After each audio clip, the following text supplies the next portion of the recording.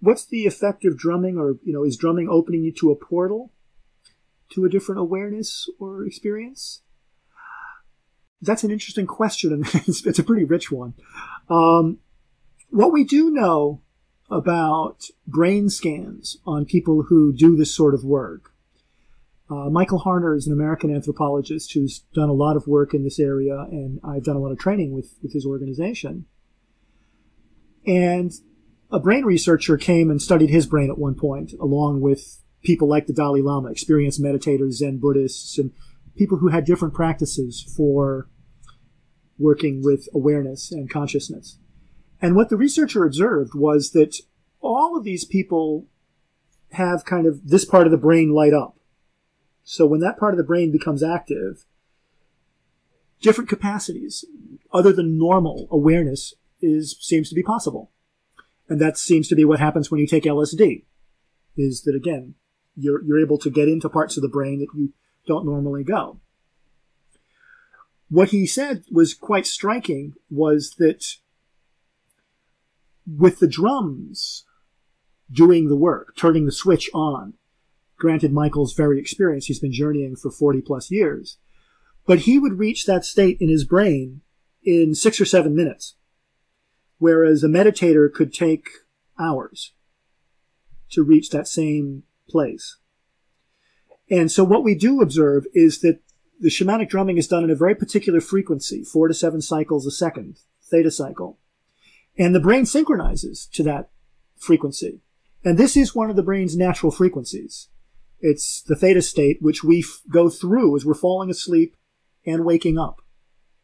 And it's characterized by deep physical stillness and mental alertness.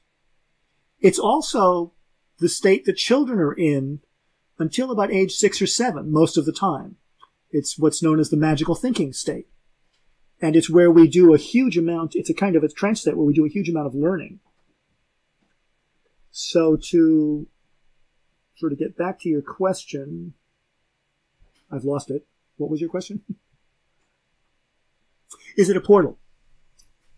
I think it's a catalyst for capacities within the human brain and mind.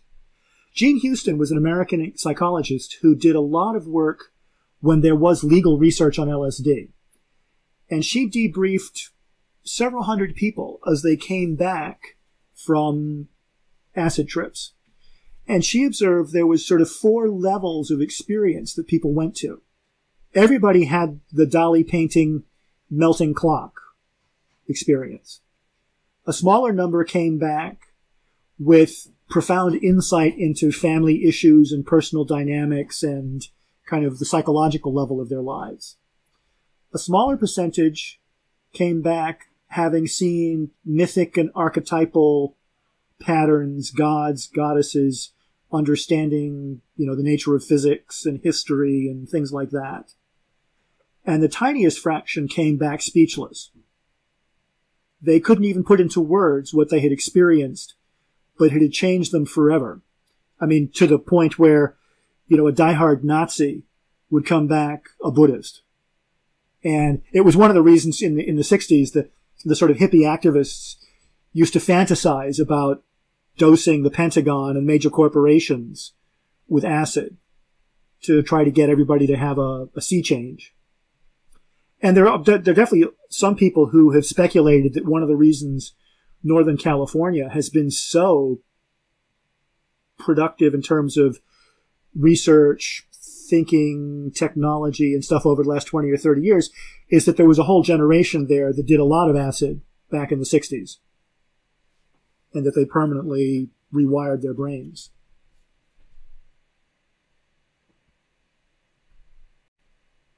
So what I would say is that using the drum, you're able because at heart, this is a skill like learning how to ride a bicycle. Some people take to it much more quickly than others. That's why you might see a difference in a beginner's circle between people's experiences. But it's very rare that people can't journey.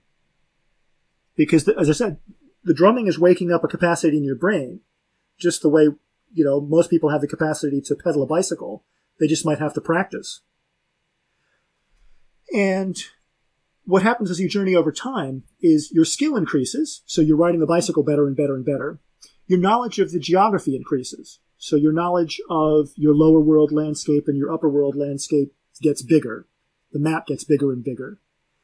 And the collection of helpers and characters that you know gets larger. But it is something that, it does take practice and a certain amount of steadiness. It's not a magic pill. You can't just journey once and, you can have very powerful experiences just once. But if you want to integrate it and maintain it, you do need to spend some time at it.